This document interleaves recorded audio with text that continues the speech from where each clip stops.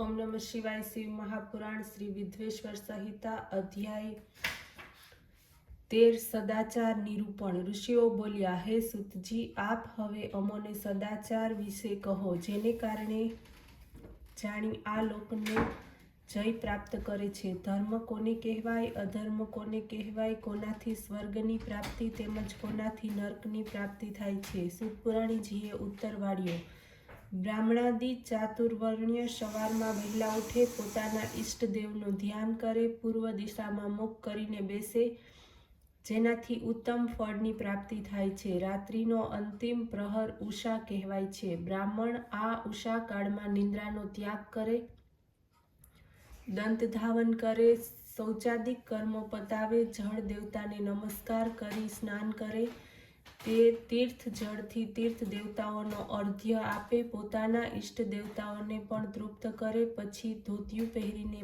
પંચ કશવાળી ઉતરી દુપટ્ટો ધારણ કરવો, વસ્ત્ર ધારણ કરવા, નદી વગેરે તીર્થમાં સ્નાન કરી વસ્ત્રોને ધોવા નહીં, પરંતુ વાવ, કૂવા, તળાવ વગેરેમાં વસ્ત્રોને ધોવા, શિલા કે સ્થળ ઉપર બેસી ધોતિયાને તથા ઉપવસ્ત્રને પવિત્ર કરી વસ્ત્ર નીચોવી પિતૃની તૃપ્તિ કરવી, પછી ભસ્મ ધારણ કરવી, મંગ સ્નાન કરવું, માર્જન કરવું, સંધ્યોપાસન કરવું, ગાયત્રી મંત્રનો જપ કરવો, સૂર્યને અર્ધ્ય આપવો, પ્રાતઃ સમયે સૂર્યાનુવાકથી અને સંધ્યા સમયે અગ્નિ અનુવાકથી પ્રોક્ષિણ કરવું, સંધ્યા સમયે પશ્ચિમની તરફ મુખ રાખીને તથા પ્રાતઃ અને મધ્યાહન સમયમાં આંગળીઓથી દેવતાને જળ આપવું, પછી આંગળીના છિદ્ર વડે સૂર્યને અસ્ત થતો જોવો, પ્રદક્ષિણા કરી શુદ્ધ આચમન કરવું, સંધ્યાના સમયે જ સંધ્યા કરવી જોઈએ। હંમેશા દિવસ પૂરો થઈ જાય છતાં સંધ્યા ન કરવાથી પ્રાયશ્ચિત લાગે છે।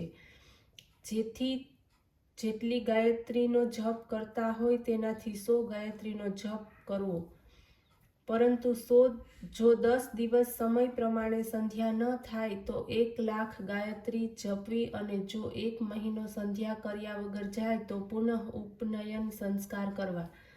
આ પ્રમાણે દેવતાઓને તૃપ્ત કરી અર્થની સિદ્ધિ થાય છે। બ્રાહ્મણે હંમેશા 1000 ગાયત્રીનો જપ કરવો, સોહમ ભાવનાથી જપ કરવો, જીવને પરબ્રહ્મ પરમેશ્વરને જોડી દેવો। આ પ્રમાણે 1000 વારનો જપ બ્રહ્મપદ અને 100 વખતનો જપ ઇન્દ્રપદને આપનારો થાય છે, તથા તેનાથી વધારે ઓછા જપ પોતાની રક્ષાને માટે તેમજ બ્રાહ્મણ યોનિ પ્રાપ્ત થાય તે માટે ધર્મથી અર્થ, અર્થથી ભોગ અને ભોગથી વૈરાગ્ય ઉત્પન્ન થાય છે, પરંતુ તેથી વિપરીત અધર્મથી ઉત્પન્ન થયેલું ધન મોહને ઉત્પન્ન કરે છે। ધર્મના 2 પ્રકારો છે, એક ધર્મ દેહ વડે થાય છે અને બીજો ધર્મ ધન વડે થાય છે। ધનથી યજ્ઞ વગેરે ધર્મક્રિયાઓ થાય છે, શરીર વડે તીર્થ સ્નાનાદિક ધર્મક્રિયા થાય છે। સતયુગમાં તપ સાધ્યું છે, કલયુગમાં દ્રવ્યરૂપ ધર્મ છે। સતયુગમાં ધ્યાન વડે જ્ઞાનની સિદ્ધિ થતી હતી, પોતાના તપ વડે, તથા દ્વાપરમાં યજ્ઞ કરવાથી જ્ઞાન થાય છે।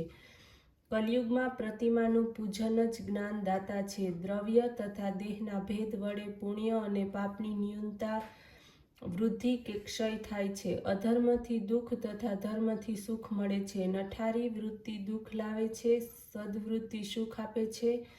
ભોગ તથા મોક્ષ સિદ્ધિ માટે ધર્મ વડે પૂજન કરવું જોઈએ। ધન વિનાની એ તપથી ધન એકઠું કરવું, ધનનો ન્યાયપૂર્વક સંગ્રહ કરવો, તેની પ્રાપ્તિ પણ ન્યાયપૂર્વક કરવી। યજ્ઞ, પ્રતિગ્રહ, યજન તથા શુદ્ધિ વડે દીનતાથી રહિત, કલેશ રહિત તથા વૃત્તિપૂર્વક બ્રાહ્મણે ધન સંગ્રહ કરવો। ક્ષત્રિય બાહુબળ વડે તથા વૈશ્ય ખેતી તથા વ્યાપારથી ધન સંગ્રહ કરવો।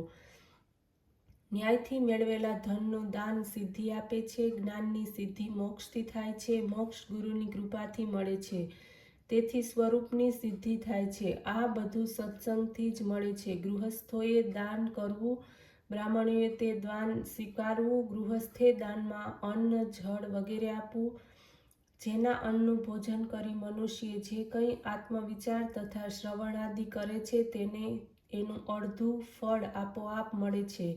દાન ગ્રહણ કરનાર વ્યક્તિએ તપ વડે દાન ગ્રહણ કરવાના પાપને ધોઈ નાખવું। ધનના 3 ભાગ કરવા, એક ભાગ ધર્મમાં, બીજો ભાગ વૃદ્ધિમાં, ત્રીજો ભાગ નિત્ય નૈમિત્તિક કાર્ય કર્મમાં ધર્મપૂર્વક ખર્ચવો, વૃદ્ધિના અંશ વડે વ્યાજ વડે ધનની વૃદ્ધિ કરવી, તે માટે કોઈને પીડા ન કરવી, નિષિદ્ધ વ્યાપાર વડે ધન વધારવું નહીં, કૃષિ વડે ઉત્પન્ન થયેલા ધનનો 10મો ભાગ પાપની શુદ્ધિ માટે આપો, શેષ વ્યયની ધર્મ વગેરે કાર્યો કરવા, નહીંતર વ્યક્તિ રવડો નરકમાં પડે છે. તેથી બુદ્ધિ ભ્રષ્ટ થાય છે અથવા અનાજ ઉત્પન્ન થતું નથી. આ રીતે વ્યાપારથી પ્રાપ્ત થયેલા ધનનો 6ઠ્ઠો ભાગ દાનમાં આપવો. યાચના કરનારે સદા સર્વદા યથાશક્તિ દાન આપવામાં આવે, ક્યારેય પણ તેને પાછો કાઢવામાં ન આવે, કારણ કે માંગણને નહીં આપવાથી જન્માંતર સુધી ઋણી કહેવાય છે. બુદ્ધિમાનને યોગ્ય